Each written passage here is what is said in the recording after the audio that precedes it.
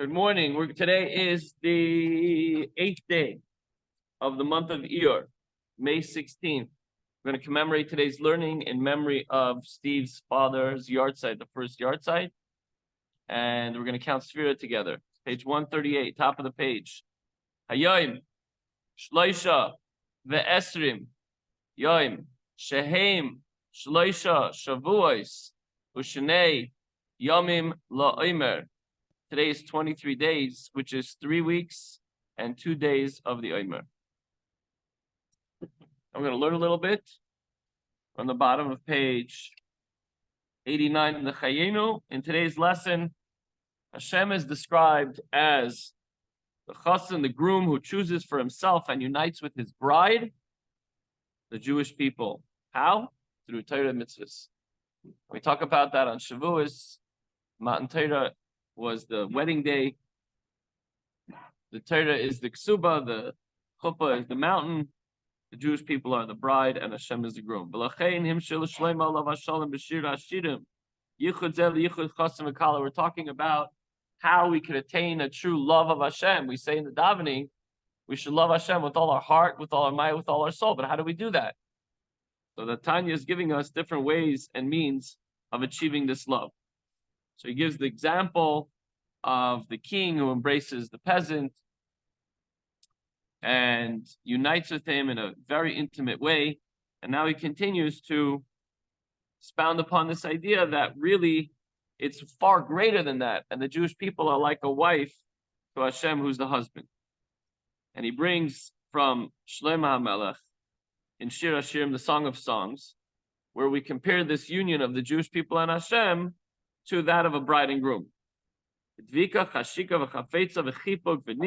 union being with attachment, an external level of unity with longing, and also a deeper level of unity, a desire of love, which includes embracing and kissing. All the above manner of union are found in the Jews' relationship to Hashem through Torah mitzvahs. Until now, the Alter Rebbe expounded on the theme of unity, understanding Kiddushanu as deriving from Kiddushin. Imagine when you say a bracha, every time you say a bracha, you say Asher Kiddushanu b'mitzvaysav. Instead of just saying this commandment that I've commanded to do, you say this that I am connected to Hashem in the way like a husband and wife, Kiddushin.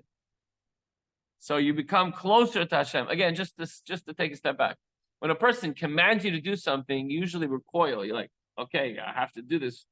Something I have to do for you. Sweep that up. You've made a little mess. Okay, it's a command. You usually don't connect as well, but a mitzvah is something of a connection. That's the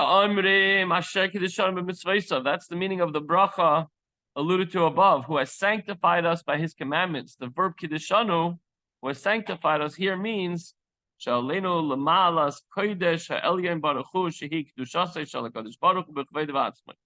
that Hashem has elevated us to the heights and the holiest levels, which is the holiness of Hashem himself. Kedusha hi lashon havdalah. Kedusha, holiness, in a term indicating separateness. Who moved on that God is separate from the worlds. This is an interesting quality that Hashem has, that he encompasses all the worlds, being unable to clothe himself within them, but at the same time, we know that Hashem is intimately involved in everything in the world. Because of the inability of created beings to absorb the extreme holiness of this transcendent level of Hashem, as it were, therefore, from that perspective, Hashem cannot enclose himself within the worlds, and therefore affects them in an encompassing manner, in an external way. It is to this lofty level that the Jews are elevated through their performance of mitzvah. So when we do a mitzvah, we connect to this outer level where Hashem externally gives us the holiness, because internally would be too much to bear.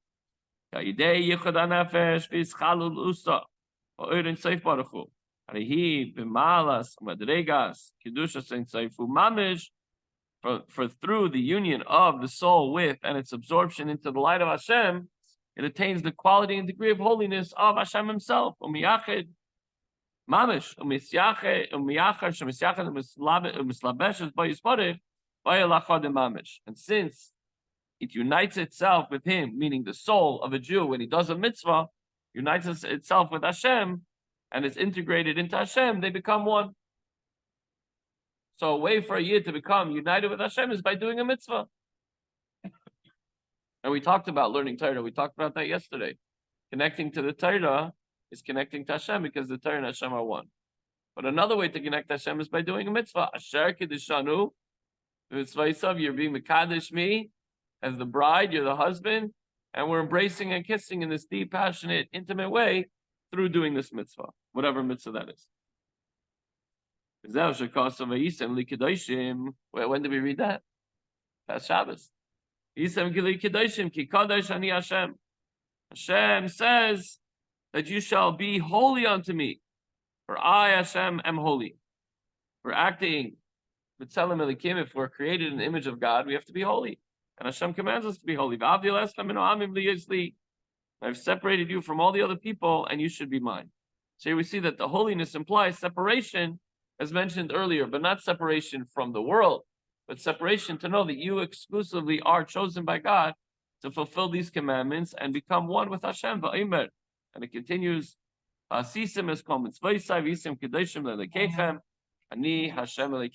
pasuk says, you shall fulfill all my mitzvahs and be holy unto your God. I am Hashem.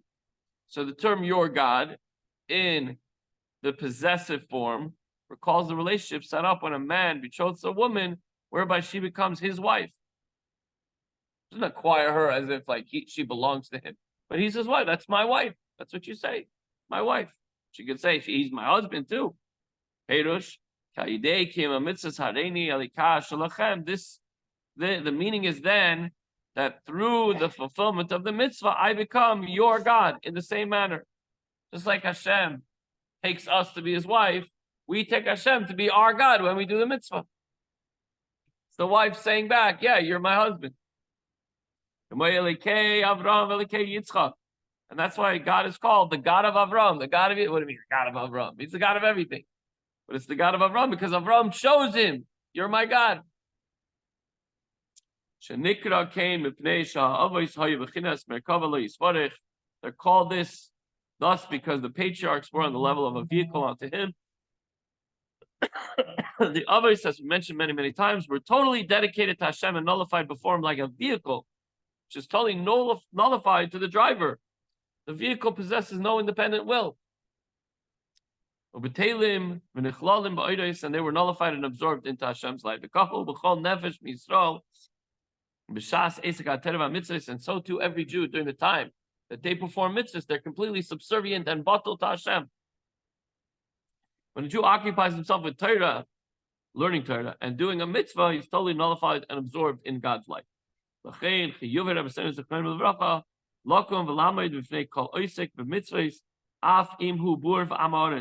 the sages of Blessed Mary made it obligatory to rise and remain standing in the presence of anyone who's engaged in fulfilling a mitzvah, even if the person is uncultured and illiterate.